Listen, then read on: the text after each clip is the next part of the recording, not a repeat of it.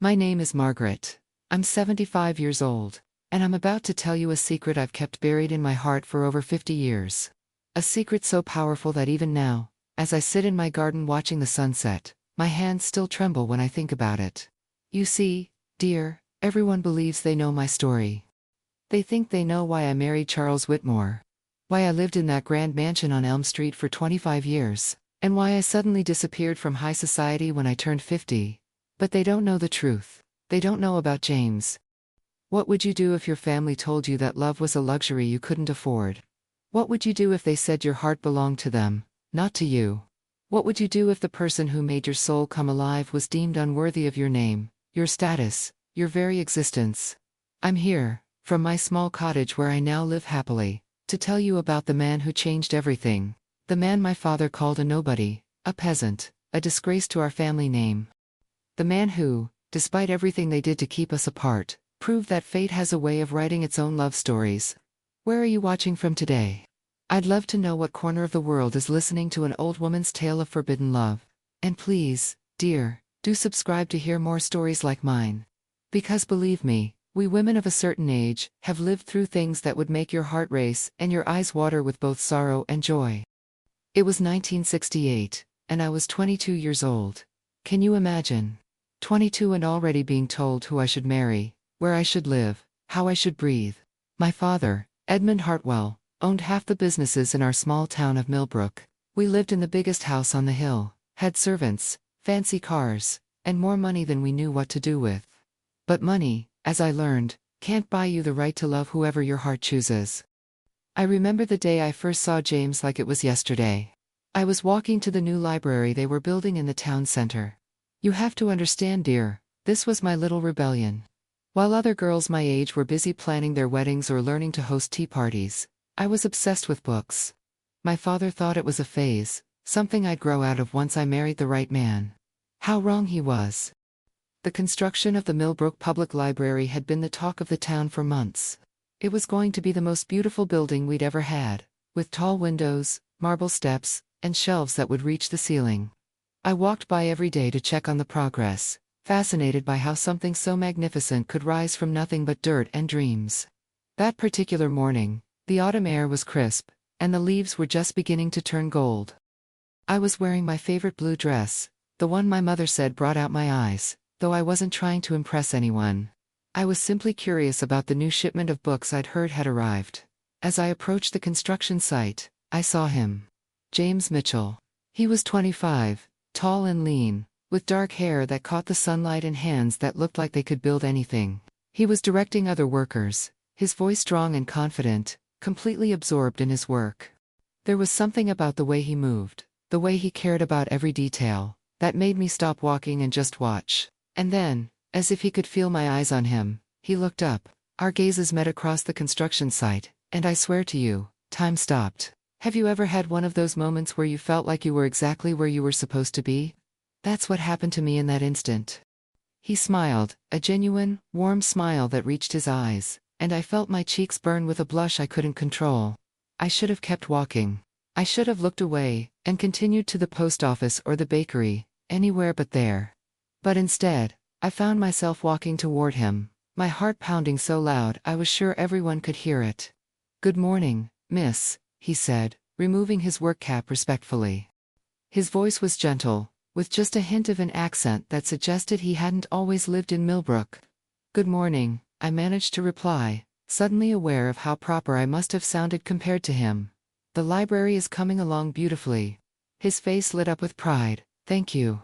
It's going to be something special when we're finished. Are you a reader?" "I am," I said. And then, feeling brave, I added, "I was hoping to see how the interior is progressing. Would it be appropriate for me to take a look?" I still remember how he hesitated for just a moment, probably recognizing my expensive dress, and knowing exactly who I was. Everyone in Millbrook knew the Hartwell family, but then he nodded and said, "Of course, Miss Hartwell. I'd be honored to show you around." The way he said my name, with such respect, but without the usual fear that people showed when they realized I was Edmund Hartwell's daughter, made my heart flutter. He led me through the construction, explaining every detail with such passion that I found myself more interested in watching him talk than in the actual building. This will be the main reading room, he said, gesturing to a large space filled with scaffolding and the smell of fresh wood. The windows are positioned to get the best natural light throughout the day. And over here, he walked me to another section. This will be the children's area. I insisted we make it special, with lower shelves and bright colors. You insisted? I asked, surprised. He blushed slightly. Well, I suggested strongly. I believe children should love books from the very beginning. A library should feel magical to them, don't you think? In that moment, I knew I was in trouble. This wasn't just attraction. This was something deeper. Here was a man who thought about children's dreams while building walls. Here was someone who understood that beauty and function should go hand in hand. Here was a person whose heart seemed as big as his ambitions. We talked for almost an hour. He told me about his dreams of becoming an architect. How he was working construction to save money for school. How he'd moved to Millbrook because he'd heard it was a town that valued progress and education. I told him about my love for books, my secret desire to maybe write someday, my frustration with the limited expectations everyone had for me. When I finally had to leave, he walked me to the edge of the construction site. Miss Hartwell, he said, would you like to see the progress again sometime? I mean, since you're so interested in books and libraries, I would love that, I said, meaning every word. I walked home that day feeling like I was floating on air. For the first time in my life, I'd talked to someone who saw me as Margaret, not just as Edmund Hartwell's daughter, or a future wife to some wealthy man. James had listened to my thoughts about books and dreams, as if they mattered, as if I mattered, but my happiness was short-lived. That evening at dinner, my father made an announcement that would change everything. Margaret, he said, cutting into his roast beef with precision. I've had an interesting conversation with Charles Whitmore today. His son, Charles Jr., has expressed interest in calling on you. My fork froze halfway to my mouth. Charles Whitmore Jr. was everything my parents wanted in a son-in-law, wealthy, from a good family, and boring as watching paint dry. I'd met him at various social functions, and he'd never once asked me what I thought about anything. He talked about his father's business, his expensive cars, and his plans to expand their already substantial wealth. Father, I started to protest. It's a good match, Margaret, my mother interrupted, her voice firm but not unkind.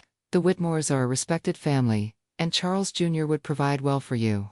But I don't love him, I said quietly, the words barely audible. My father's eyes grew cold. Love, he said with disdain, is a fairy tale, Margaret. Marriage is a business arrangement, and a successful one benefits everyone involved. You'll have security, status, and children who will want for nothing. What if I want more than security? I asked, feeling bolder than I'd ever felt before. The silence that followed was deafening. My father set down his silverware and looked at me with an expression I'd never seen before, a mixture of disappointment and warning. Margaret, he said slowly, you are a Hartwell. That name comes with responsibilities and expectations. You will not disgrace our family by entertaining foolish notions of romantic love. Charles Jr. will call on you next Sunday, and you will receive him graciously. That night, I lay in my bed, staring at the ceiling, thinking about James and his kind eyes, his gentle voice, his dreams of creating something beautiful. I thought about Charles Jr. and his cold handshake, his lectures about proper wives, his assumption that I would simply agree to whatever he decided was best for me. I knew, even then, that I was standing at a crossroads. I could be the obedient daughter, marry Charles Jr., and live the life my parents had planned for me. Or I could follow my heart, wherever it might lead, and face the consequences. Little did I know that the consequences would be more dramatic, more heartbreaking, and ultimately more beautiful than anything I could have imagined. But that, my dear, is a story for the next part. Because what happened when Charles Jr. came calling, and what I decided to do about James, well, let's just say that sometimes the heart makes decisions the mind would never approve of. Charles Jr. arrived that Sunday, wearing a suit that probably cost more than most people made in a month, carrying flowers that looked like they'd been ordered from the most expensive florist in the county, and sporting that same condescending smile I'd seen at every social gathering we'd both attended. Miss Hartwell, he said, kissing my gloved hand in what I suppose he thought was a charming manner. You look lovely today. Thank you, Mr. Whitmore, I replied, trying to inject some warmth into my voice, and failing miserably. We sat in our formal parlor, the one my mother reserved for important guests. With its uncomfortable Victorian furniture, and portraits of stern-faced Hartwell ancestors staring down at us. My mother served tea from her finest china set, and my father engaged Charles Jr. in conversation about business ventures and investment opportunities. I believe the railroad expansion will bring tremendous opportunities to our region, Charles Jr. was saying, his voice carrying that particular tone men use when they want to sound important. Father and I are positioning ourselves to take advantage of the inevitable growth. Very astute, my father nodded approvingly. It's exactly the kind of forward-thinking approach I admire. I sat there, sipping my tea, and wondering if this was what the rest of my life would sound like, endless conversations about money and business expansion, with me as a silent ornament, nodding politely from the sidelines. Miss Hartwell, Charles Jr. suddenly addressed me. I hope you're enjoying the conversation. Though I suppose such matters are rather complex for the feminine mind to fully grasp. I nearly choked on my tea. Actually, Mr. Whitmore, I said, setting down my cup with perhaps a bit more force than necessary. I find economics quite fascinating. I've been reading about the impact of industrial development on small communities, and I wonder if we've considered how rapid expansion might affect the character of Millbrook. The room fell silent. Charles Jr. looked genuinely surprised that I had opinions. My mother looked mortified that I'd expressed them so boldly, and my father's expression warned me to tread carefully. Well, Charles Jr. said with a patronizing chuckle, "Aren't you a clever little thing? Don't worry, my dear, once we're married, you won't need to trouble yourself with such weighty concerns." That evening, after Charles Jr. had left with promises to call again soon, I found myself more determined than ever to see James again. I'd been thinking about him constantly since our meeting at the library construction site. Comparing his genuine interest in my thoughts to Charles Jr.'s dismissive attitude, the next morning, I told my mother I was going to visit Mrs. Patterson, an elderly woman who lived near the town center, and who often appreciated company. It wasn't entirely a lie. I did intend to visit her, but only after stopping by the library site. James was there, of course, working with the same focused intensity I'd noticed before. When he saw me approaching, his face broke into that wonderful smile that made my heart skip. "Miss Hartwell," he said, wiping his hands on a cloth before removing his cap. "Back to check on our progress." "I promised I would," I said, and realized how much I'd been looking forward to keeping that promise. This time, our conversation was even easier than before. He showed me how they were installing the beautiful oak shelving, explaining the careful measurements and craftsmanship involved. But more than that, he asked me questions, real questions about what I thought, what I hoped for, what I dreamed about. "You mentioned wanting to write," he said, as we stood in what would become the poetry section. "What kind of stories would you tell?" No one had ever asked me that before. "I think," I said slowly, "I'd like to write about people who dare to live differently, people who choose their own paths instead of following the ones chosen for them." He looked at me with such understanding that I felt tears prick my eyes. "That takes courage," he said softly. "Yes," I whispered. "More courage than I might have." "I don't believe that," he said firmly. "I think you have more courage than you realize." We began meeting regularly after that. I would make excuses to leave the house, errands to run, charity work to do, friends to visit, and somehow I always ended up at the library site. James would take breaks from his work to walk with me, showing me different parts of the building, but really, we were just hungry for each other's company. I learned so much about him during those stolen hours. He'd grown up poor in a small farming community, the eldest of 5 children. His father had died when James was 16, leaving him to support his mother and siblings. He'd worked construction for years, saving every penny he could for his dream of studying architecture. "I want to design buildings that matter," he told me one afternoon as we sat on a pile of lumber, sharing an apple he'd brought for lunch. "Not just houses for the wealthy, but schools and libraries and hospitals, places that serve everyone." "That's beautiful," I said, meaning it. "You want to build a better world, don't you?" he asked, and the way he looked at me made me feel like he truly believed I could. I told him about my own dreams, tentative at first, then with growing confidence. How I longed to travel, to see places beyond Millbrook. How I wanted to write stories that mattered, that made people think and feel. How I sometimes felt trapped by expectations that had nothing to do with who I really was. "You're not trapped," he said one day, his voice gentle but firm. You just haven't found your door yet.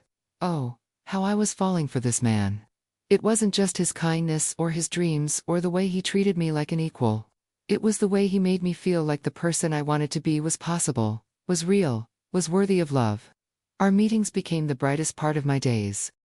I would wake up thinking about what I might share with him, what questions I wanted to ask, what new part of the library he might show me. I started paying more attention to everything, the way light fell through leaves, the conversations I overheard in shops, the stories I read in books, because I knew James would be interested in my observations. One particularly beautiful October afternoon, as we walked through the nearly completed main reading room, James suddenly stopped and turned to me. Margaret, he said, and I loved the way my name sounded in his voice. I need to tell you something. My heart began to race. What is it? I know who you are, he said quietly. I know your family's position in this town, and I know what that means. I know I have no right to feel the way I do about you. James, please, let me finish, he said, his voice strained. I know there's no future for us. I know your parents would never approve of someone like me. I know I should stop asking you to meet me here, should stop hoping you'll come, should stop falling in love with you more every day. My breath caught. You love me. He closed his eyes for a moment, as if saying it out loud had cost him everything. Yes, he whispered. God help me, I do. I stepped closer to him, my heart pounding so hard I could barely think straight. James, look at me. When he opened his eyes, I saw pain there, and hope, and fear all mixed together. I love you too, I said, the words tumbling out before I could stop them. I love your dreams, and your kindness, and the way you see the world. I love how you make me feel like myself when I'm with you.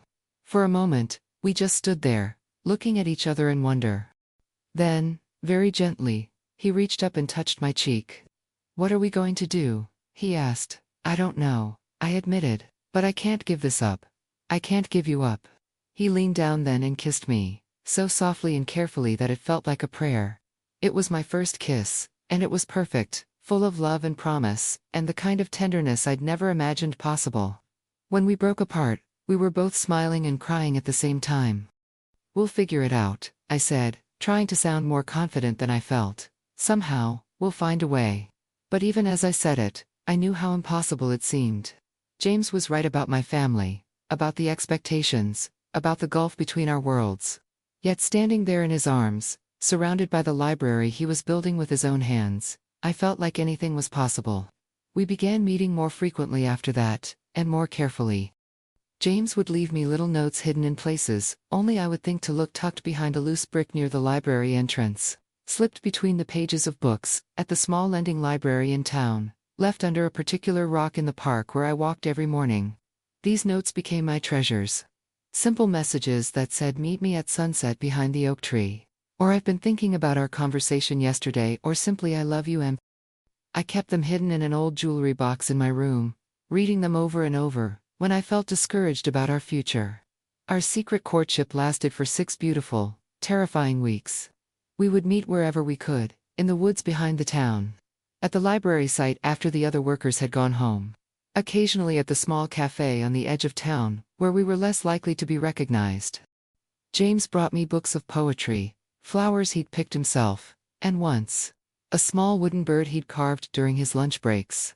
It's not much, he said shyly as he pressed it into my hands, but I wanted to make something beautiful for you. I treasured that little bird more than all the expensive jewelry my parents had ever given me.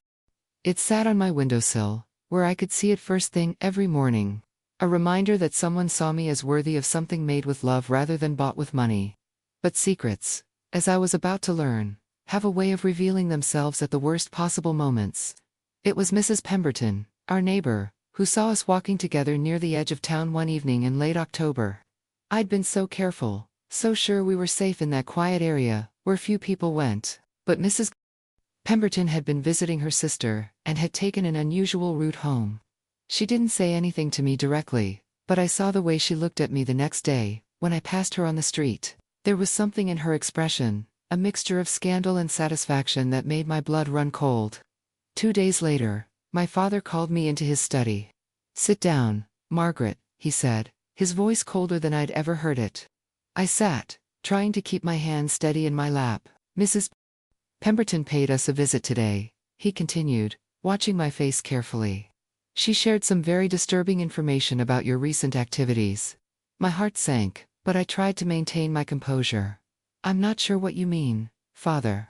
Don't lie to me, he snapped, his voice rising. You've been meeting secretly with that construction worker, haven't you? That Mitchell boy. There was no point in denying it anymore. Yes, I said quietly. The silence that followed was terrifying. My father's face went through several colors before settling on a deep red that suggested barely controlled rage. How dare you, he said, his voice low and dangerous. How dare you disgrace our family name by associating with someone so far beneath your station? He's a good man, Father, he's kind and intelligent, and he's nobody. My father roared, standing up so abruptly that his chair fell backward. He's a laborer, Margaret, a nobody with nothing to offer you but a lifetime of poverty and shame. But I love him, I said, tears streaming down my face. Love. My father laughed bitterly. You think love pays bills. You think love maintains your reputation. You think love ensures your children have opportunities. I think love makes life worth living, I said, finding courage I didn't know I possessed. My father stared at me for a long moment, and when he spoke again, his voice was eerily calm. You will not see him again, he said. You will not speak to him, write to him, or acknowledge his existence in any way. Tomorrow, you will accept Charles Jr.'s proposal, and this foolishness will end. Father, please furthermore, he continued, as if I hadn't spoken, I'm having a word with the construction foreman. Mr. Mitchell's employment in this town is finished. My heart stopped. What do you mean? I mean he'll be gone by the end of the week. Far from here, with no reason to return. I felt like the world was crashing down around me. You can't do that. It's his livelihood, his dreams. I can, and I will, my father said firmly. And if you try to contact him, or warn him, I'll make sure he never finds work anywhere. Do I make myself clear? I sat there, trapped between my love for James, and my fear of what my father might do to him, if I defied these orders. It felt like being asked to choose between my heart and James's future. But sometimes, when you're young and in love and desperate, you make choices that change everything. That night, I made mine. What did I decide to do? How far was I willing to go for love? And what happened when James discovered what my family had planned for him?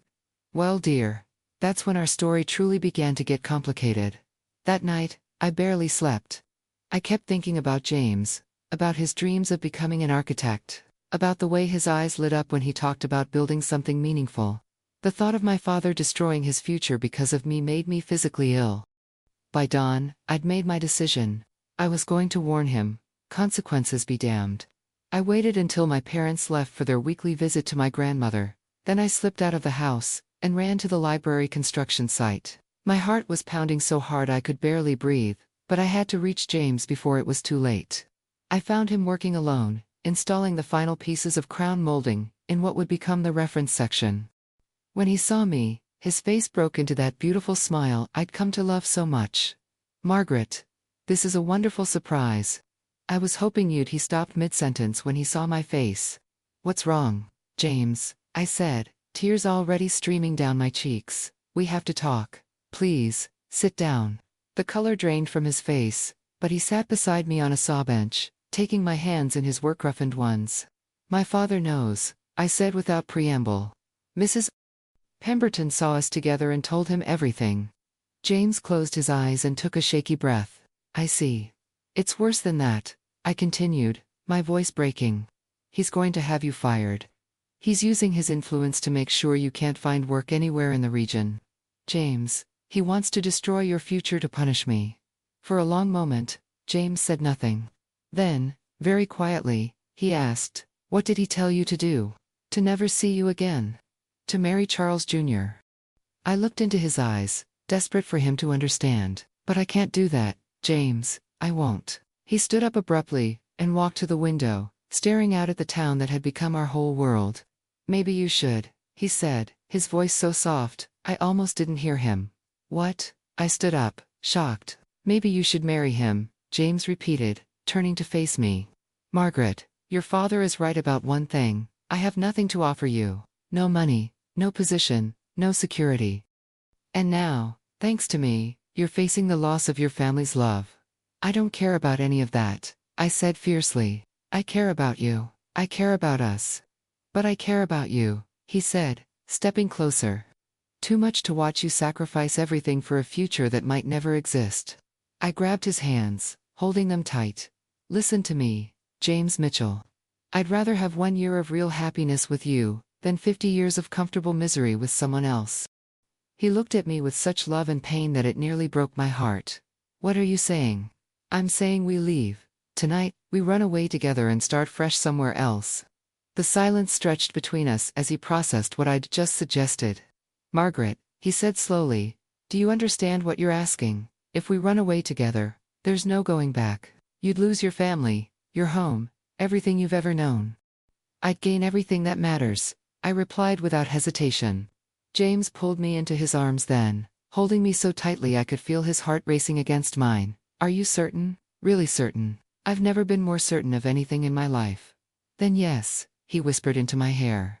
Yes, let's start a new life together. We spent the next hour planning our escape. James had some money saved, not much, but enough to get us to the next state where we could find work and start over. We decided to meet at midnight at the old covered bridge outside town, bringing only what we could carry. I'll pack light, I promised. Just a few clothes and my most precious things. Are you sure about this, Margaret? James asked one final time. Once we leave, there's no undoing it. I kissed him then, pouring all my love and determination into that moment. I'm sure, I said. I'm going where my heart belongs. We parted with promises to meet at midnight, and I floated home on a cloud of nervous excitement and terror. I was actually going to do it. I was going to choose love over duty, adventure over security, James over everything I'd ever known. But when I walked into our house that afternoon, I found both my parents waiting in the parlor, along with Charles Jr. and his father. There she is, my father said with false cheer that immediately put me on guard. Margaret, darling, we have wonderful news to share. I looked around the room, at the 4 expectant faces, and felt my stomach drop. What news? Charles Jr. has asked for your hand in marriage, my mother announced, beaming. And your father and I have given our blessing. Charles Jr. stood up, looking ridiculously pleased with himself. Miss Hartwell, he said formally, would you do me the honor of becoming my wife?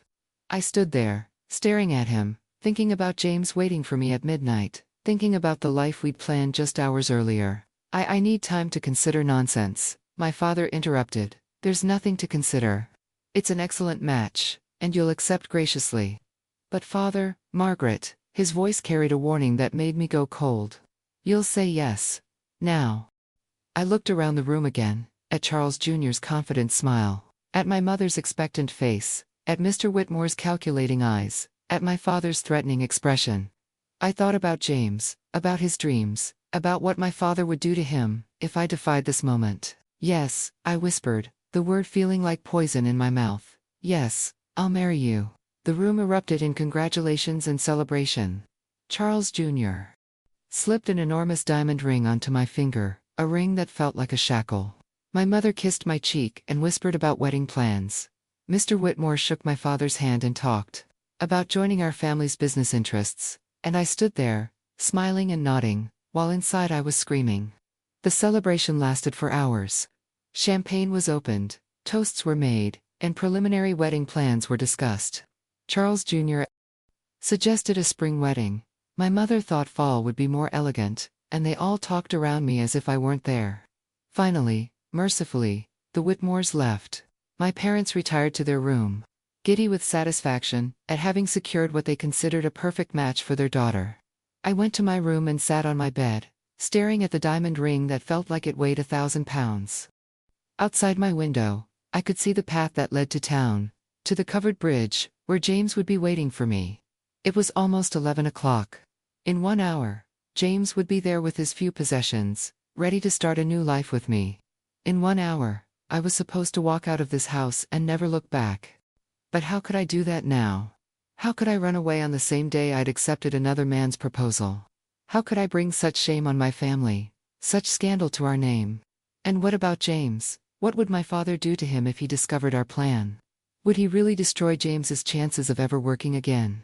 Would he use his considerable influence to ruin the man I loved simply because I'd chosen happiness over duty? I sat there, paralyzed by impossible choices, as the minutes ticked away. At 11:15, I made my decision. I couldn't risk James's future, couldn't bear the thought of him paying the price for my rebellion. I would sacrifice my own happiness to protect his dreams. I wrote a letter, tears streaming down my face as I formed each word. My dearest James, I cannot meet you tonight. My family has announced my engagement to Charles Whitmore Jr., and I have accepted. I know this will hurt you, and I'm sorrier for that than I can ever express. Please don't wait for me. Please don't look for me. Please build the beautiful buildings you dream of, and be happy. You deserve so much more than I can give you. I will love you always. Margaret. I sealed the letter, and crept out of the house, my heart breaking with every step. I ran to the covered bridge, praying I wouldn't find James there yet, praying I could leave the letter, and escape before facing the pain in his eyes. But he was already there, standing in the moonlight with a small satchel at his feet, looking down the road for me with such hope and love that I nearly collapsed. James, I called out, my voice strangled with tears. He turned, and his smile could have lit up the entire night. Margaret, I was starting to worry you'd changed your mind. I have, I said, and watched his face crumble. I handed him the letter with shaking hands. I can't go with you. I'm engaged to Charles Jr. The announcement was made this afternoon. He read the letter by moonlight, his expression growing more pained with each word. When he finished, he looked up at me with such devastation that I wanted to take it all back, to throw myself into his arms and run away as we'd planned. This isn't what you want, he said quietly. This is what they're forcing you to do. It doesn't matter what I want, I sobbed. If I come with you, my father will destroy you. He'll make sure you never work again, never achieve your dreams. I can't be responsible for that. So instead you'll sacrifice yourself. I'm not sacrificing myself, I lied. I'm making the practical choice, the safe choice. James stepped closer, and I could see tears in his eyes. Margaret, look at me. Tell me you don't love me. Tell me you want to marry Charles Jr. Tell me this is really your choice, and I'll walk away right now. I opened my mouth to say the words that would set him free, would protect his future, would end this impossible situation. But I couldn't do it. I couldn't lie about something so fundamental, so true. I can't, I whispered. Then come with me, he pleaded. We'll figure everything else out together. For a moment, I wavered. Standing there in the moonlight with the man I loved, everything seemed possible again. We could run away, start over, build a life based on love, instead of obligation. But then I thought about the ring on my finger, about the promises that had been made in my name, about the scandal that would destroy not just me but everyone I cared about. I can't, I said again, this time with finality. I'm sorry, James, I'm so sorry. I turned and ran then, before he could say anything else, before I could change my mind again. Behind me, I heard him call my name once, desperately, but I didn't turn back. I ran all the way home, stumbled into my room, and cried until I had no tears left. The next morning, I woke up with swollen eyes, and a heart that felt like it had been shattered into a million pieces, and that, I thought, was the end of my love story. At breakfast, my parents were unusually cheerful, discussing wedding plans and guest lists, as if nothing had happened. Charles Jr. arrived mid-morning to discuss the engagement announcement in the town newspaper. I thought we'd have the engagement party next month, he said, consulting a small notebook. Give everyone time to prepare properly. Wonderful idea, my mother agreed, and perhaps a June wedding. June is so romantic. I sat there, nodding at appropriate moments, my engagement ring, catching the light and reminding me with every movement that my life was no longer my own. But I want to pause here and ask you something important. Have you ever had to choose between your own happiness and protecting someone you love? Have you ever wondered if you made the right choice when faced with an impossible situation? Leave me a comment and let me know, because I'd love to hear your thoughts. And if you're enjoying Margaret's story, please subscribe. There are so many more tales of love and heartbreak and unexpected second chances that I'm eager to share with you. Because you see, dear, even though I thought my story with James was over, fate had other plans. Sometimes the choices we make to protect the people we love end up creating entirely different kinds of pain. And sometimes, just sometimes, the universe finds ways to surprise us when we least expect it. What I didn't know that morning, as I sat planning a wedding I didn't want, was that James hadn't given up as easily as I'd hoped. What I didn't know was that my sacrifice, meant to protect his future, was about to set in motion a chain of events that would change both our lives in ways I never could have imagined. But that's a story that would unfold over many years. Through heartbreak and loss, through unexpected encounters, and impossible choices. A story that would test everything I thought I knew about love, duty, and the power of fate, to write its own ending. 3 days after that heartbreaking night at the covered bridge, I learned that James had left Millbrook. Mrs. Henderson from the boarding house mentioned casually to my mother that the nice young man from the library construction had packed his things and departed without even finishing his work week. Such a shame, she said, not knowing she was driving a dagger through my heart. He seemed like such a dedicated worker. I wonder what could have made him leave so suddenly. I knew, of course. I had made him leave. My rejection, my choice of duty over love, had driven him away from the town where he'd been building his dreams. The library was completed by other workers, and every time I passed it in the months that followed, I felt a physical ache knowing that James's hands had crafted those beautiful shelves, those perfect windows, that sacred space, where we'd fallen in love. The engagement period was exactly as miserable as I'd expected. Charles Jr. took it upon himself to begin preparing me for married life, which apparently involved long lectures about his expectations for his future wife. I believe in traditional values, he told me during one of our supervised visits in my parents' parlor. A wife should focus on supporting her husband's career and maintaining an elegant home. I trust you understand that your little intellectual pursuits will need to take a backseat to more important duties. What duties would those be? I asked, though I dreaded the answer. Hosting dinner parties for business associates, of course. Managing household staff appropriately. Bearing and raising children who will be a credit to the Whitmore name. He paused and looked at me seriously. I hope you don't have any of those modern ideas about women working or involving themselves in unsuitable activities. I wanted to scream that reading books and having thoughts weren't unsuitable activities. But I'd learned to hold my tongue. Every word of protest would find its way back to my father, and I'd already caused enough trouble. The wedding was planned for the following June, giving my mother months to orchestrate what she called the social event of the decade. She threw herself into preparations with an enthusiasm that would have been touching, if it weren't so completely divorced from what I actually wanted. The guest list is up to 300. She announced proudly over breakfast one morning. The Astors have confirmed, and I believe we might even get the Vanderbilt cousins to attend. How wonderful, I said flatly, stirring my tea and wondering if James had found work somewhere. If he was happy, if he ever thought about me. Margaret, my father said sharply, you might try to show some gratitude. Your mother is working very hard to give you a perfect wedding. I'm grateful, I lied. Because it was easier than facing another lecture about my ungrateful attitude and inappropriate expectations. Winter passed slowly. I spent most of my time reading, taking long walks alone, and writing in a journal I kept hidden in my room. I wrote letters to James that I never sent, pouring out my heart on pages that no one would ever see. I wrote about my regrets, my fear of the future, my dreams of a different life. Writing became my only outlet for the feelings I couldn't express to anyone in my real life. Spring brought wedding preparations into full swing.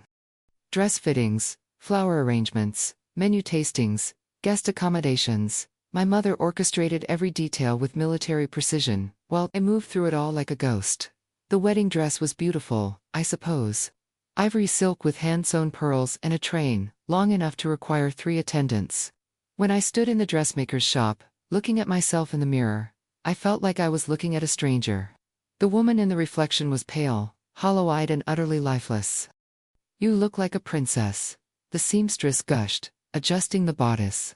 Thank you, I whispered, thinking that princesses in fairy tales usually looked happy on their wedding day. 2 weeks before the wedding, Charles Jr. took me aside after dinner for what he called an important conversation. Margaret, he said, leading me to the garden where we could speak privately, I want to discuss our future arrangements. What arrangements? Well, I've been thinking about our living situation. Father has offered us the east wing of their estate until we can build our own home, but I think it would be better for us to start with something more, contained. I looked at him in confusion. What do you mean? I've purchased a house on Maple Street. It's not large, but it's respectable, and more importantly, It's far enough from your parents' home to ensure you won't be running back to them every time we have a disagreement." The way he said it sent a chill down my spine.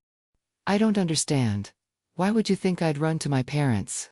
"Because, my dear, I've noticed your tendency toward emotional reactions. I think you'll find marriage much easier if you focus on adapting to your new role, rather than clinging to old habits." That night, I lay awake staring at the ceiling, finally understanding what my future really held. Charles Jr. wasn't just marrying me for my family's social connections, he was acquiring me, like a piece of property he intended to manage according to his preferences. The wedding day dawned bright and clear. June 15, 1969. A perfect day for what everyone kept calling the wedding of the century. I woke up nauseous and stayed that way through the entire morning of preparations. My mother bustled around my room, directing the hairdresser and helping me into the elaborate dress. "You're going to be so happy, darling," she kept saying. "Charles Jr. is such a good match. You'll want for nothing. Nothing except love," I thought. Nothing except joy. Nothing except the feeling that my life belongs to me. The ceremony was held at St. Mark's Cathedral, the largest church in the county. 300 guests filled the pews, their faces turned toward me expectantly as I walked down that endless aisle on my father's arm. Charles Jr. waited at the altar, looking smugly satisfied, as if he'd just completed a particularly advantageous business transaction, which, I suppose, he had. I said my vows, in a voice that sounded like it was coming from someone else entirely. To love, honor, and obey. Double quotes, the words felt like ash in my mouth. When Charles Jr. kissed me at the end of the ceremony, I felt nothing, no joy, no hope, no sense of beginning something beautiful. Just a terrible finality, like the closing of a door I'd never be able to open again. The reception was lavish, and elegant and utterly joyless for me. I smiled and thanked guests for their congratulations, danced when expected, and cut the elaborate cake while photographers captured every moment. Through it all, I felt like I was watching someone else's life unfold. Late that evening, as Charles Jr. and I finally left for our honeymoon trip to Niagara Falls, I caught sight of myself in the carriage window. I was still wearing the beautiful dress, still had flowers in my hair, still looked like a fairy tale bride. But my eyes were empty. Our honeymoon was a disaster. Charles Jr. spent most of his time reading business newspapers and discussing his plans for expanding his father's company. When he did pay attention to me, it was to offer criticism disguised as helpful advice. "You really should smile more, Margaret," he said over dinner one evening. "A pleasant expression is one of a wife's most important assets." "I am smiling," I said, though I knew it probably looked as forced as it felt. "It needs to reach your eyes, my dear. Practice in the mirror if necessary." When we returned to Millbrook, we moved into the house on Maple Street that Charles Jr. had purchased. It was a perfectly respectable home, well furnished, properly appointed, and utterly without character or warmth. Charles Jr. had decorated it himself, choosing everything from the curtains to the china patterns, without consulting me at all. "I wanted everything to be perfect for your arrival," he explained, showing me through rooms that felt like a museum display. "I have excellent taste, don't you think? It's very organized," I managed to say. "Exactly. I believe in order and efficiency. You'll find that life runs much more smoothly when everything has its proper place." I quickly discovered that in Charles Jr.'s world, my proper place was extremely limited. I was expected to manage the household staff, a cook and a maid, who reported everything to Charles Jr., plan dinner parties that served his business interests, and make social calls to wives of men who might be useful to his career. "Your job," he told me matter-of-factly, "is to be an asset to my advancement. Everything else is secondary." "What about my interests?" I asked. "My reading, my writing. Hobbies are fine, as long as they don't interfere with your real responsibilities." He paused, considering, "Though perhaps you should focus on more suitable pursuits. Needlework, perhaps, or flower arranging. Activities that produce something useful." I felt like I was disappearing a little more each day. The vibrant, curious, dreaming young woman who had fallen in love with James was being systematically erased, replaced by the perfect, empty, socially appropriate wife that Charles Jr. had ordered like a custom-made suit. Months passed in a haze of tedious social obligations and increasing isolation. Charles Jr. controlled every aspect of our lives. Who I could visit, what I could read, even what I wore to various events. He reviewed the household accounts weekly and questioned every expenditure, no matter how small. "I notice you purchased books last week," he said during one of these reviews. $23 seems excessive for such frivolity. They were classics. I protested weakly. Educational reading. Education is wasted on married women. If you need something to occupy your time, I'll have Mrs. Patterson teach you proper embroidery techniques. I began to understand why he'd insisted on living apart from both sets of parents. Isolated in our house on Maple Street, with only servants who reported to him, I had no allies. No one to witness how completely he controlled every aspect of my existence. The loneliness was crushing. I would sit by the window of our perfectly appointed parlor, looking out at the street and remembering what it felt like to have hope, to have dreams, to feel like my thoughts and feelings mattered to someone. A year passed. Then Charles Jr. grew increasingly impatient about my failure to become pregnant, as if that too was a task I was performing inadequately. "Perhaps you should see Dr. Morrison," he suggested with barely concealed irritation. "There might be some medical issue that needs addressing." The thought of bringing a child into this cold, controlled environment terrified me. How could I raise a son or daughter to have dreams and independence when I'd lost my own so completely? By our third anniversary, I had become exactly what Charles Jr. wanted. A perfectly managed wife, who ran his household efficiently, entertained his business associates appropriately, and never, ever expressed an opinion that might inconvenience him. But late at night, when Charles Jr. was snoring beside me in our elaborate bedroom, I would lie awake and remember James. I would remember what it felt like to be seen, to be valued for my thoughts and dreams, to believe that love was possible. I had no idea where he was, or what had become of him.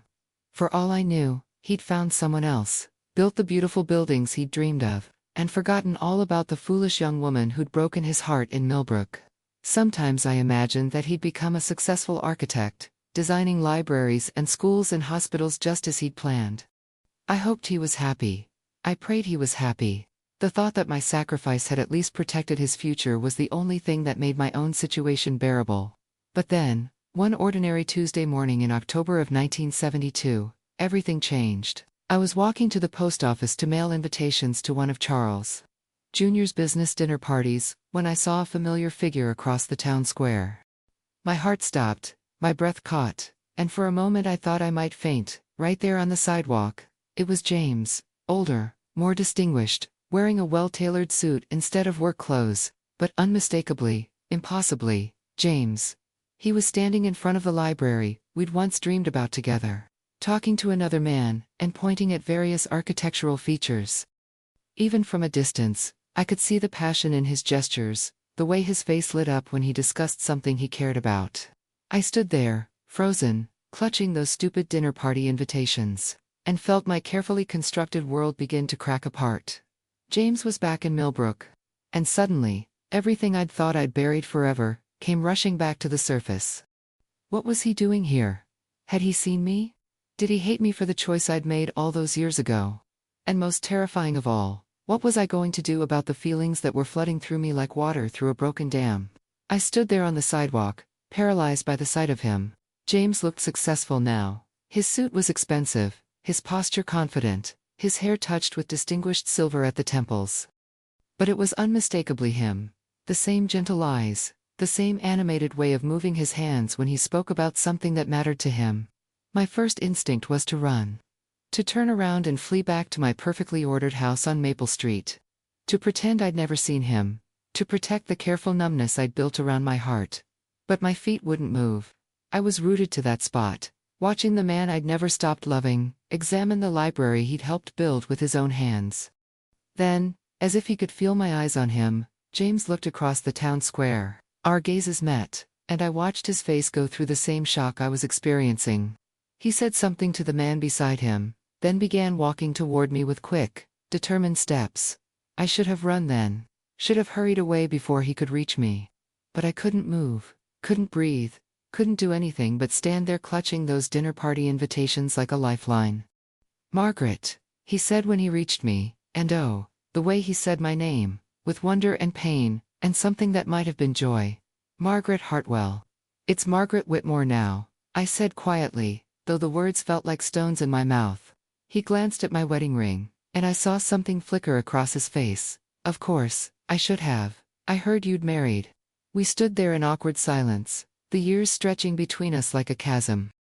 Up close, I could see new lines around his eyes, a maturity in his face that spoke of experiences I knew nothing about. But underneath it all, he was still James, still the man who had made me feel like myself when I was with him.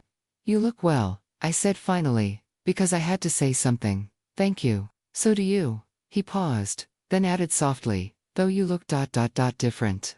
I knew what he meant. I could feel it myself, the way I held my shoulders differently now, more rigidly. The way my smile didn't reach my eyes anymore, exactly as Charles Jr. had once criticized. The way I'd learned to make myself smaller, quieter, less. What brings you back to Millbrook? I asked, desperate to move away from personal territory. His face brightened slightly. I'm here on business, actually. The town council commissioned me to design a new civic center. They wanted someone who understood the community's character. Commissioned you? I couldn't hide my surprise. You mean you single quotes double quotes an architect? Yes. He smiled, and for a moment it was like being transported back to 1968. I finished my degree. Started my own firm in Philadelphia. I specialize in public buildings, libraries, schools, community centers. James, that's wonderful, I said, and meant it completely. You achieved everything you dreamed of. Not everything, he said quietly, and the weight of those words settled between us. Before I could respond, Mrs. Henderson approached us, her face bright with curiosity. Why, Margaret dear, who is this distinguished gentleman? She asked, though I could tell she was already piecing things together. Mrs. Henderson, this is James Mitchell, I said, my voice carefully neutral. Mr. Mitchell, Mrs. Henderson runs the boarding house on Oak Street. Ah yes, I remember you. Mrs. Henderson exclaimed. You worked on our library years ago, didn't you? My, how successful you look now. Thank you, ma'am. It's nice to be remembered. After she bustled away, no doubt eager to spread the news of this interesting encounter, James and I were left alone again. I should go, I said, acutely aware that I was already late for my appointment with the florist, and Charles Jr. expected a full report of my errands at dinner. Of course, James said. I don't want to keep you from your obligations. There was something in the way he said obligations that made me look at him sharply. But his expression was carefully neutral. It was good to see you, I said, the polite words feeling entirely inadequate. Margaret, he said, as I turned to leave, would it be appropriate for me to call on you and your husband? I'll be in town for several weeks overseeing the initial planning phases. It might be nice to catch up properly. I felt panic rise in my chest. Charles Jr. would never approve of James visiting our home. He barely tolerated my few female friends, and a single man, especially one from my past, would be absolutely forbidden. I don't think that would be wise, I said carefully. James nodded, but I saw disappointment flash across his features. I understand. I walked away then, forcing myself not to look back, though every instinct screamed at me to turn around, to run back to him, to ask him all the questions that were burning in my heart. That evening at dinner, Charles Jr. was in an unusually talkative mood, discussing his latest business ventures with his typical self-importance. I nodded and made appropriate responses while my mind raced with thoughts of James. You seem distracted tonight, Charles Jr. observed, his voice carrying a hint of disapproval. I'm sorry. I was just thinking about the dinner party arrangements. Good. I want everything perfect for the Patterson account. This could be very lucrative if we handle it correctly. He paused, studying my face. You look flushed. Are you feeling well? I'm fine, I lied. Perhaps I walked a bit too quickly in the sun today, but I wasn't fine. That night, I lay in bed, staring at the ceiling, unable to stop thinking about James. How had he looked at me? What had he thought when he saw what I'd become? Did he wonder about the choices I'd made, the life I'd chosen over him? Over the next few days, I found myself taking different routes through town, unconsciously hoping to catch another glimpse of him. I told myself I was being foolish, that seeing him again would only make things more complicated. But I couldn't help myself. A week later, I was in Morrison's bookstore, one of my few remaining refuges, when I heard a familiar voice behind me. Excuse me, could you recommend something in American poetry? I turned around to find James standing there, and I could tell from his expression that this encounter was no accident. "James," I said, my heart racing. "I hoped I might find you here," he admitted. "Mrs. Morrison mentioned you were a regular customer." I glanced around nervously, but the store was nearly empty. "You shouldn't be seeking me out." "Why not? We're old friends, aren't we? Is it so wrong to want to talk with an old friend?" There was challenge in his voice, and I realized he wasn't going to make this easy for me. "It's complicated," I said weakly. "Everything worthwhile is complicated." He moved closer, lowering his voice. "Margaret, I have to ask, are you happy?" The question hit me like a physical blow. I opened my mouth to give the expected answer. "Of course I'm happy. I'm married to a successful man. I have everything a woman could want." But looking into James's eyes, I found I couldn't lie. I started, then stopped, unable to finish the sentence. "That's what I thought," he said gently. "You used to light up when you talked about books, about ideas, about dreams. That light is gone, Margaret. What happened to it?" "I grew up," I said, trying to sound firm. "I learned to be practical."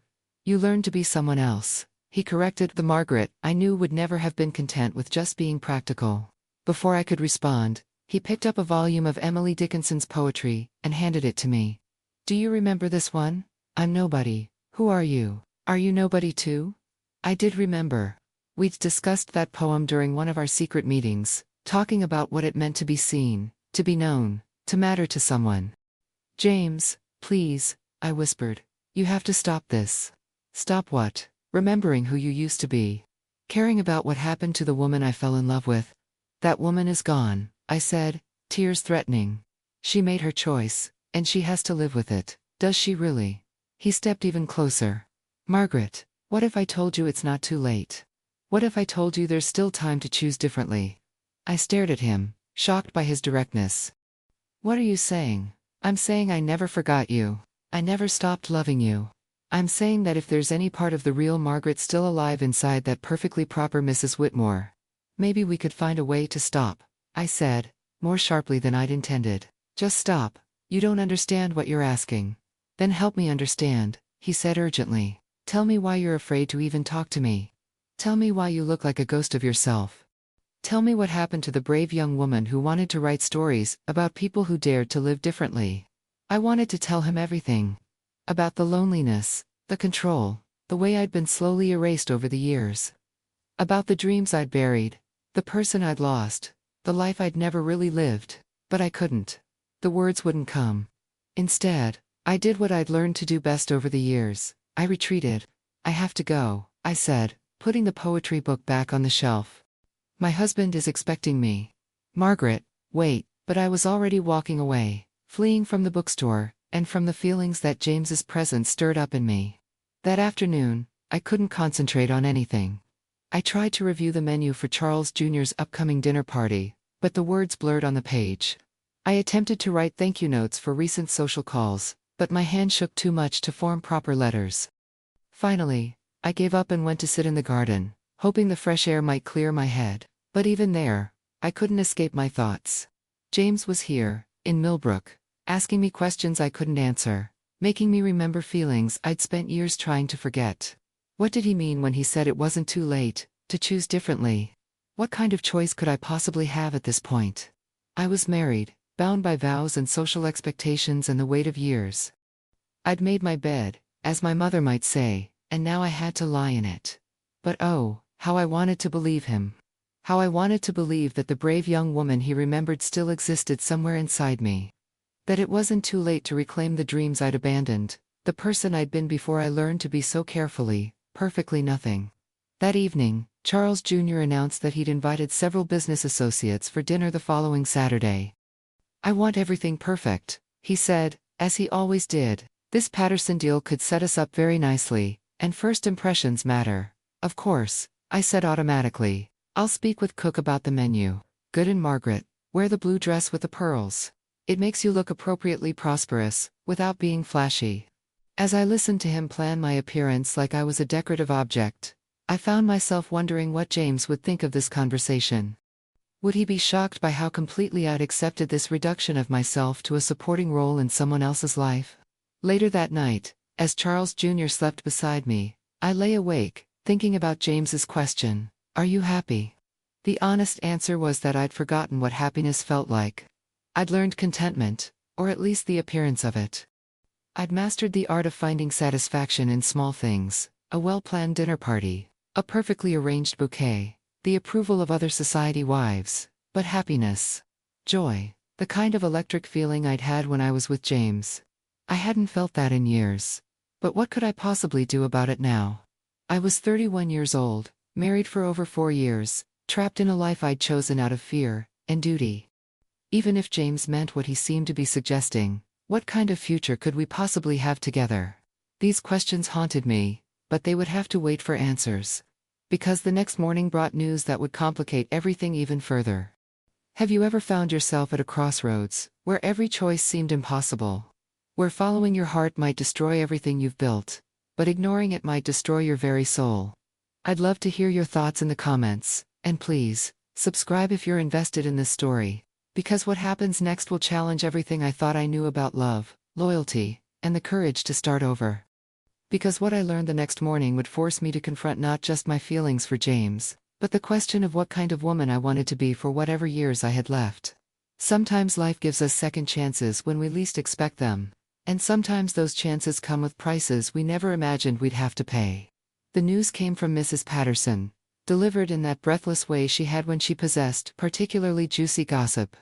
"My dear Margaret," she said, settling herself in my parlor with obvious relish, "I thought you should know that your architect friend, Mr. Mitchell, is a widower."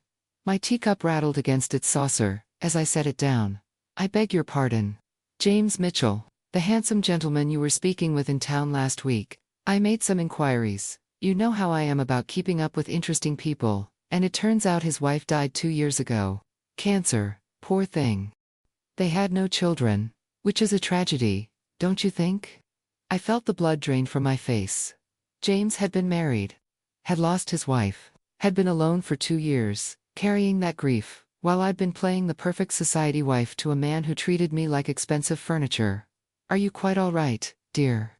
Mrs. Patterson asked, leaning forward with concern. "You've gone quite pale." "I'm fine," I managed. "It's just, ... It's always sad to hear of such losses." "Indeed. Though I must say, he seems to be handling it well. Very distinguished, very successful. I heard he's staying at the Millbrook Inn while he works on the Civic Center project. Such a respectable establishment." After Mrs. Patterson left, I sat alone in my parlor, trying to process this information. James had built the life he dreamed of, the architecture, career, the success, presumably a loving marriage. But he'd also experienced loss, I couldn't imagine, grief that must have tested everything he believed about life and love. And now he was here, alone, asking me if I was happy, suggesting it wasn't too late to choose differently. That afternoon, I did something I hadn't done in years. I walked to the library, our library. The one James had helped build, and sat in the poetry section, where we'd once talked about dreams and possibilities. I pulled Emily Dickinson's poems from the shelf, the same volume James had shown me in the bookstore, and found myself reading with an intensity I hadn't felt in years. The words seemed to speak directly to my situation. "I'm nobody. Who are you? Are you nobody too? Then there's a pair of us, don't tell. They'd banish us, you know." Had I become nobody? Had I allowed myself to disappear so completely into the role of Mrs. Charles Whitmore Jr.? That Margaret Hartwell no longer existed. I was so absorbed in my thoughts that I didn't notice someone approaching until a shadow fell across my book. "I hoped I might find you here." I looked up to see James standing beside my chair, and my heart began that familiar rapid beating that seemed to happen whenever he was near. "James, please don't run away again," he said quietly. "I know this is difficult, but I need to talk to you. Really talk to you." I looked around the library nervously. It was nearly empty except for the elderly librarian at the front desk, but still, "Not here," I said. "People might see." "Then where?" His voice carried a note of desperation. "Margaret, I'll be leaving Millbrook in 2 weeks when the preliminary planning is finished. If we don't talk now, when will we ever have another chance?" The finality of that hit me like a physical blow. 2 weeks. In 2 weeks, he'd be gone again, and I'd return to my perfectly ordered, emotionally barren life with Charles Jr. "The old mill," I heard myself say. Tomorrow afternoon at 3. No one goes there anymore. He nodded, relief evident on his face. Thank you. That night, I barely slept. I kept thinking about what I was doing. What I was risking. If Charles Jr. discovered I was meeting secretly with another man, especially James. But I couldn't help myself. I needed to understand what he meant about choosing differently. I needed to know if there was still a chance for the happiness I'd given up so long ago. The next afternoon, I told our maid I was visiting Mrs. Henderson, and walked to the abandoned grist mill on the outskirts of town. It had been closed for years, its water wheels still, and its windows boarded up, but the area around it remained beautiful, overgrown with wildflowers and surrounded by ancient oak trees. James was already there when I arrived, sitting on a fallen log near the old mill pond.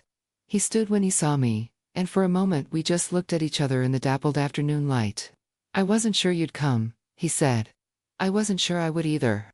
I sat on the opposite end of the log, careful to maintain distance between us. Margaret, he began, then stopped, seeming to struggle for words. I need to tell you something. About what happened after I left Millbrook. I waited, my hands clasped tightly in my lap. I was angry at first, he continued. Angry at you for choosing duty over love. Angry at your father for his threats. Angry at myself for not fighting harder. I threw myself into my work, determined to prove that I was worth something. That your father had been wrong about me. He was wrong about you, I said quietly. Maybe. I finished my degree, started my practice, began building the career I'd dreamed of. And after a few years, I met someone. Catherine. His voice grew soft. She was kind, intelligent, shared my love of architecture and books. We had a good marriage, Margaret. Not the passionate, soul-deep connection I'd felt with you, but genuine affection and respect. I felt a stab of something, jealousy, regret. At hearing about his happiness with another woman. I'm glad, I said, and meant it. You deserve to be happy. We were happy, in our way. But Catherine knew, somehow, that there had been someone before her, who had touched a deeper part of me. She never asked details, but she knew how he looked at me directly, because I never looked at her the way I looked at you that day in the bookstore. She saw it, Margaret. She saw that whatever I'd felt for you had never really died. The weight of his words settled between us. James. When Catherine got sick, she made me promise something. He paused, his voice thick with emotion. She made me promise that after she was gone, I wouldn't waste the rest of my life holding on to guilt or regret. She said life was too short to let fear make our choices for us. I felt tears prick my eyes. She sounds like a wonderful woman. And she would have liked you, I think. She believed in following your heart, even when it's terrifying. Is that why you're here? Because of a promise you made to your wife?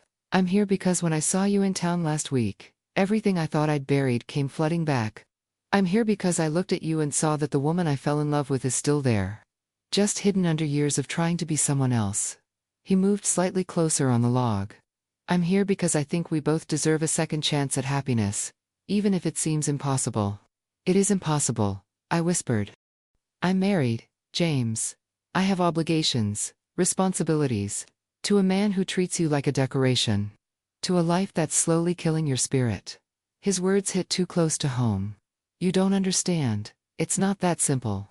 Then help me understand. Tell me about your marriage, Margaret. Tell me if you've ever, even once, felt with Charles Jr., what we felt together. I couldn't answer that. We both knew the answer. Tell me, he pressed gently. When was the last time someone asked what you were thinking? When was the last time someone cared about your dreams? When was the last time you felt truly alive? Stop, I said, tears flowing freely now. Please stop. I can't stop. Not when I can see how much you're hurting. Not when I know we could have something beautiful together. What are you asking me to do? I looked at him through my tears. Leave my husband. Cause a scandal that would destroy both our reputations. Live as outcasts. I'm asking you to choose love over fear this time, he said simply. I'm asking you to trust that together we can build a life worth living, even if it's not the life everyone expects us to have. Where would we go? What would we do? I have a practice in Philadelphia. We could start there, build a new life where no one knows our history. You could write, like you always wanted to. We could travel, see the world beyond Millbrook. The picture he painted was so tempting it took my breath away. But the reality of what it would cost seemed overwhelming. The scandal would be enormous, I said. My parents would disown me. Charles Jr. would never grant me a divorce. He'd fight it just to maintain his reputation. Some things are worth fighting for, James said, reaching for my hand. Some things are worth the risk. When his fingers touched mine, I felt that familiar electric connection that had been missing from my life for so long. But I pulled my hand away, afraid of the feelings it stirred up. I need time to think, I said. Margaret, I meant what I said about leaving in 2 weeks.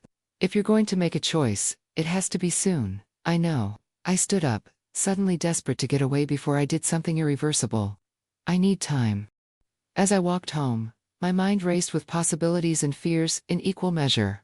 Could I really do it? Could I leave everything I'd known, everyone I'd been responsible to, for the chance at happiness with James? That evening, Charles Jr. was particularly controlling, criticizing everything from the way I'd arranged the flowers, to my choice of dress for dinner. Really, Margaret, he said with obvious irritation, you seem completely distracted lately. I hope you're not developing some sort of nervous condition. I'm fine, I said, though I felt anything but fine. Good, because I need you focused for the Patterson dinner party this weekend. Everything must be perfect. As I listened to him plan my every move, my every word, my every gesture for his business purposes, I found myself thinking about James's question. When was the last time someone cared about your dreams? Charles Jr. didn't even know I had dreams. In his world, I was simply an extension of his ambitions, a carefully managed asset in his pursuit of success. Over the next few days, I was tormented by indecision. I would wake up determined to stay with my safe, respectable life, then spend the day remembering what it felt like to be truly seen and valued by someone. I would resolve to tell James I couldn't leave my marriage, then catch sight of myself in the mirror, and wonder what had happened to the vibrant young woman I used to be. A week later, James sent me a note through Mrs. Morrison at the bookstore. It was simple and direct. I'll be at the mill tomorrow at sunset. Please come. Even if it's to say goodbye, I need to see you one more time, Jay. That night I stood in front of my bedroom mirror, looking at the woman staring back at me. She was 31 years old, respectably dressed, appropriately groomed, and completely empty. Where was the girl who had wanted to write stories about people who dared to live differently? Where was the woman who had once believed that love was worth fighting for? I thought about Catherine, James's wife, making him promise not to waste his life on regret. I thought about the choice I'd made 15 years earlier, when I'd chosen duty over love, and spent every day since wondering what if. And suddenly, I knew what I had to do. The next evening, I told Charles Jr. I had a headache and was going to bed early. Then I slipped out of the house and walked to the mill, as the sun was setting, painting the sky in shades of gold and pink. James was there, standing by the mill pond, and when he saw me his face lit up with hope and relief. I wasn't sure you'd come, he said. I almost didn't. I took a deep breath, feeling like I was about to jump off a cliff. James, if I do this, if I leave everything and come with you, there's no going back. You understand that? I understand. My family will never forgive me. Society will shun us. We'll have to start completely over. Yes, and there's no guarantee we can make it work. We're not the same people we were 15 years ago. No, we're not, he agreed. We're older, we've been hurt, we've learned hard lessons about life and loss. But Margaret, that just means we know how precious real love is, when you find it. I looked at him in the fading light, this man who had never stopped believing in the woman I used to be, who was offering me a chance to reclaim the life I'd given up. When would we leave? I asked. The hope in his eyes nearly took my breath away. As soon as you're ready. Tomorrow, if you want. Tomorrow, the word hung between us, full of possibility and terror. I'll need a few days, I said. To arrange things, to ... double quotes, to say goodbye. To find the courage, I said honestly. He stepped closer, and this time when he reached for my hand, I didn't pull away. You already have the courage, Margaret. You're here, aren't you? You're choosing love over fear. That's the bravest thing anyone can do. Standing there in the twilight, holding hands with the man I'd never stopped loving, I felt something I hadn't experienced in years. Hope. Terrifying, exhilarating, life-changing hope. But first, I had to find the strength to walk away from everything I'd ever known, and bet my entire future on love.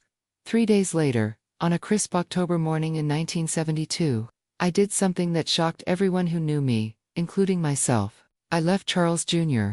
I waited until he'd gone to his office. Then I packed a single suitcase with my most precious belongings. My grandmother's locket, the wooden bird James had carved for me, all those years ago, my secret journals, and a few simple dresses. I left behind all the expensive jewelry, the elaborate gowns, the symbols of a life that had never truly been mine. I wrote 3 letters. The first was to Charles Jr., explaining that I was leaving him, that I couldn't continue living a lie, that he deserved someone who could love him the way a wife should. I knew he would never understand, but I owed him the truth. The second was to my parents, telling them that I was sorry for the pain this would cause, but that I had to follow my heart before it was too late. I told them I loved them, but couldn't live their dreams for my life anymore. The third was the hardest. It was to Mrs. Patterson, asking her to please not judge me too harshly, and to remember me as someone who finally found the courage to choose love over convention. I left the letters on the dining room table, and walked out of that perfectly appointed house on Maple Street for the last time. James was waiting for me at the train station, with 2 tickets to Philadelphia. When he saw me coming with my single suitcase, his face broke into a smile that could have powered the entire town. "Are you ready?" he asked. "I'm terrified," I admitted. "But yes, I'm ready." As the train pulled away from Millbrook, I watched my old life disappear through the window. I knew that by evening, the whole town would be buzzing with scandal. Margaret Hartwell Whitmore had run away with that architect fellow, abandoning her husband and her family and every respectable notion of proper behavior. But for the first time in years, I felt truly alive. Those first months in Philadelphia were challenging. Charles Jr. refused to grant me a divorce, as I'd predicted, making our situation legally complicated. My parents disowned me completely, returning my letters unopened. The scandal followed us even there, making some social situations awkward, but James was right about the important things. His architectural practice was thriving, and he was patient while I found my footing in our new life. Slowly, carefully, I began to rediscover the woman I'd been before I learned to disappear. I started writing again, tentatively at first, then with growing confidence. James encouraged me, reading my stories and offering thoughtful feedback, treating my words like they mattered. It was such a contrast to Charles Jr.'s dismissal of my interests, that sometimes I cried just from the joy of being taken seriously. We lived simply but happily in a small apartment near James's office. I learned to cook something I'd never needed to do as a society wife, and discovered I enjoyed creating meals with my own hands.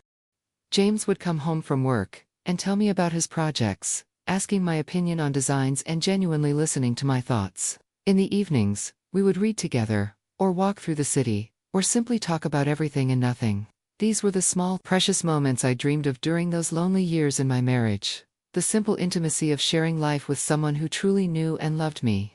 2 years later, Charles Jr. finally agreed to a quiet divorce, perhaps tired of the scandal, and ready to find a more suitable wife.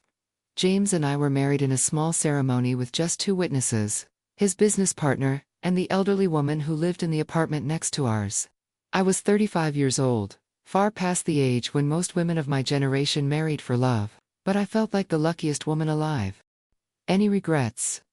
James asked me on our wedding night as we sat by the window of our little apartment, watching the city lights twinkle below us. "Only that we waited so long," I said, and meant every word. Over the years that followed, we built a life that was everything I'd dreamed of and more. James's career flourished. He designed beautiful public buildings throughout Pennsylvania and beyond, structures that served communities and lifted spirits, just as he'd always envisioned. I began publishing my stories, first in small literary magazines, then in larger publications. They were stories about people who dared to live differently, who chose love over fear, who found the courage to start over when life demanded it. My experiences had given me plenty of material. We traveled when we could, seeing parts of the world I'd only read about during those lonely years in Millbrook. We visited libraries James had designed, stayed in small European hotels, walked through cities that had stood for centuries. Each journey felt like a gift, an adventure we were sharing as true partners. We never had children. I was past my prime childbearing years when we married, and somehow it didn't seem to matter. We poured our love into each other, into James's buildings, into my stories, into the life we'd created together. When I turned 50, James surprised me with a trip back to Millbrook. I was nervous about returning, unsure how we'd be received after all the scandal we'd caused. "Are you sure about this?" I asked, as we drove through the familiar streets. "I want to show you something," he said mysteriously. He drove us to the town center, to the library where we'd first fallen in love. As we walked inside, I gasped. There, in the main reading room, was a small bronze plaque that read, "In appreciation of James Mitchell, architect, whose vision and craftsmanship made this building a cornerstone of our community's intellectual life." "They installed it last year," James explained. The head librarian wrote to me. "Apparently, our library has become a model for other communities." They wanted to acknowledge the person who helped create it. I stood there, tears in my eyes, remembering the young man who had shared his dreams with me in this very room, who had seen beyond his circumstances, to imagine something beautiful and lasting. "And there's something else," James said, leading me to a corner of the poetry section. There, on a special shelf, were several copies of my published story collection, Second Chances, Tales of Courage and Love. The librarian, a woman I didn't recognize, approached us with a warm smile. "Mrs. Mitchell, I'm Sarah Thompson. I wanted to thank you for your donation to our collection. Your stories have been very popular, especially with our older patrons. There's something so inspiring about tales of people who find the courage to change their lives." As we left the library that day, I realized that James had been right about fate having its own plans. We had lost each other for 15 years, but somehow, the universe had conspired to bring us back together. When we were ready, when we had both learned enough about life and loss, and loved to appreciate what we'd found. Now, as I sit in my garden at 75, I can honestly say that I regret nothing about the choice I made that October day in 1972. James and I had 28 beautiful years together before he passed away 3 years ago. 28 years of real partnership, genuine love, and the kind of happiness I never knew was possible during those early dutiful years of my life. He died peacefully in his sleep, just as he'd lived our life together, gently, gracefully, with love surrounding him. I miss him every day, but I'm not bitter about his loss. How can I be, when I was lucky enough to experience the kind of love most people only dream about? I still write, though my hands aren't as steady as they once were. I still travel occasionally, though not as far as I used to. And I still believe, perhaps more than ever, that it's never too late to choose love over fear, to choose authenticity over convention, to choose the life that makes your soul sing. Charles Jr. remarried within a year of our divorce, to a woman 20 years younger, who seemed perfectly content to be his decorative wife. I heard through the grapevine that they were happy in their way, and I was genuinely glad for both of them. He deserved someone who could play that role without resentment, and she apparently did it beautifully. My parents never did reconcile with me. Though I heard from distant relatives that my mother kept clippings of my published stories in a scrapbook, she never showed anyone. Perhaps, in her heart, she understood why I'd made the choice I did. I hope so. Mrs. Patterson, bless her heart, visited me once in Philadelphia, when she was in the city for her niece's wedding. She was in her 80s by then, still sharp as a tack, and still curious about everyone's business. "I have to admit, Margaret," she said over tea, in my small but comfortable living room, "you look happier than I ever saw you in all those years on Maple Street." "I am happier," I told her. "Happier than I ever thought possible." "Good," she said firmly. "Life's too short to spend it pretending to be someone you're not." Now, as I finish this story, I want to ask you something important.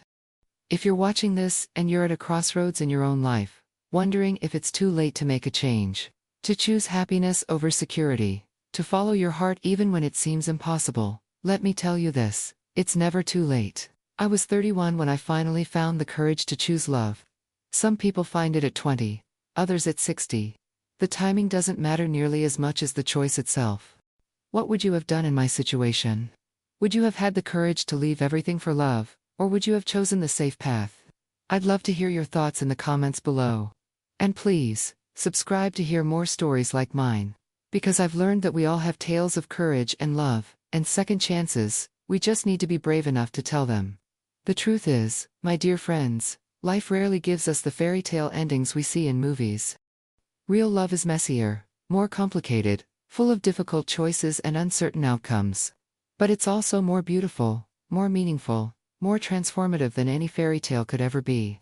James and I didn't ride off into the sunset and live happily ever after in the simple, uncomplicated way of storybooks.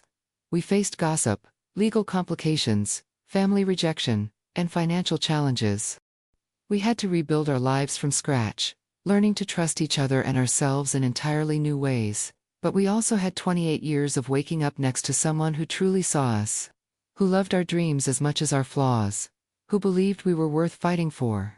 We had 28 years of genuine partnership, of shared adventures, of growing old together, with grace and gratitude.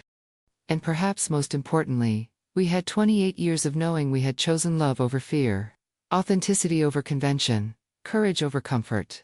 As I've learned in my 75 years on this earth, that kind of knowledge, the knowledge that you lived according to your deepest truths, is worth any price you might pay for it. So if you're facing your own impossible choice, your own moment of truth, remember this: the heart knows things the mind can never understand. Sometimes, the bravest thing you can do is trust it, even when the world tells you you're being foolish. Fate, as I learned, has a way of bringing us exactly what we need, exactly when we need it, even if it's not exactly when we expect it. Thank you for listening to my story, dear ones. May you all have the courage to write your own tales of love and second chances. And remember, it's never too late to choose happiness. It's never too late to come home to yourself. Never.